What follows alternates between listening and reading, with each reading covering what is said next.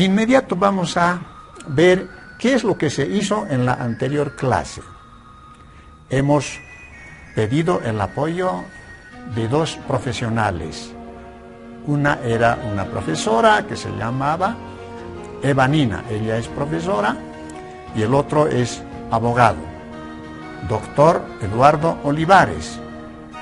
Eva ha desempeñado el papel de María, mientras que Eduardo ha desempeñado el papel de Roberto. Esperamos que estos dos compañeros están haciendo el seguimiento de este programa. ¿Qué es lo que hemos aprendido? Brevemente en la anterior clase hemos aprendido a saludarnos. Estos dos compañeros nos han apoyado en cómo manejar el saludo en aymara. ¿Recuerdan ustedes cómo se saluda en la mañana, en la tarde, en la noche? En la mañana se dice aski uru, más cualquier otro nombre. Después, en la tarde se dice aski haipu. Y cuando llega la noche se dice aski aruma. Para despedirse, ¿qué se dice? Tal vez los televidentes recuerdan, se dice hikishinkama. Eso significa hasta luego. Hacemos una recomendación general. Estos saludos tan básicos, importantes, ya esenciales, debería de practicárselos en las oficinas, en los centros de trabajo, centros de estudio como las universidades, colegios, etc. Porque en los diferentes colegios vamos a ver también profesores bilingües, tal vez ocultos, que todavía no están queriendo exteriorizar su lengua materna. Ahora vamos a hacer un abordaje al diálogo 1, correspondiente al módulo 1. Sin embargo, este diálogo 1 necesita previamente el conocimiento de algunos elementos básicos para construir la lengua aymara. No se puede ingresar directamente al diálogo. ¿Por qué? Porque, a decir verdad, la lengua aymara tiene cierta complejidad.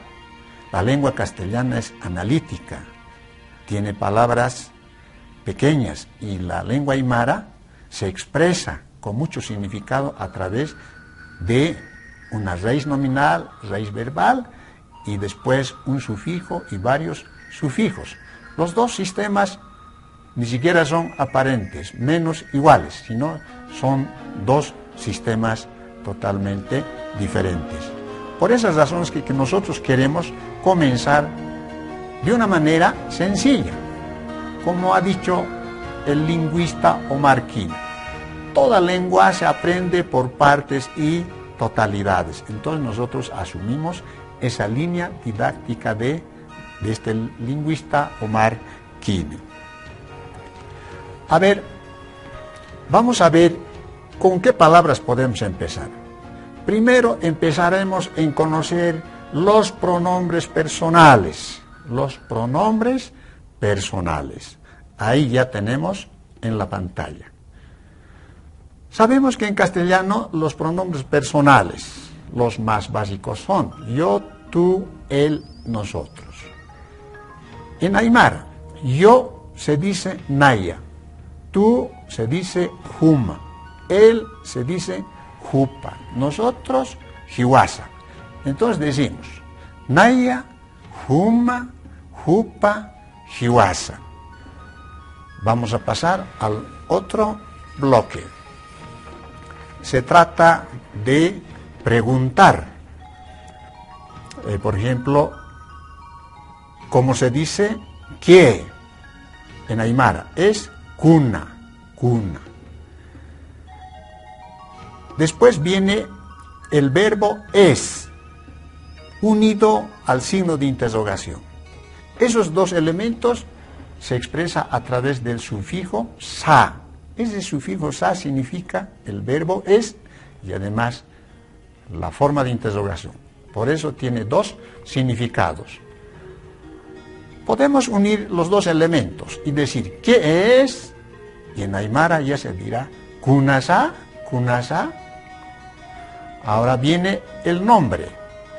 El nombre. En aymara, ¿qué se dice nombre? Se dice suti, suti. Entonces quiero que los televidentes vayan aprendiendo esta parte importante de los sufijos.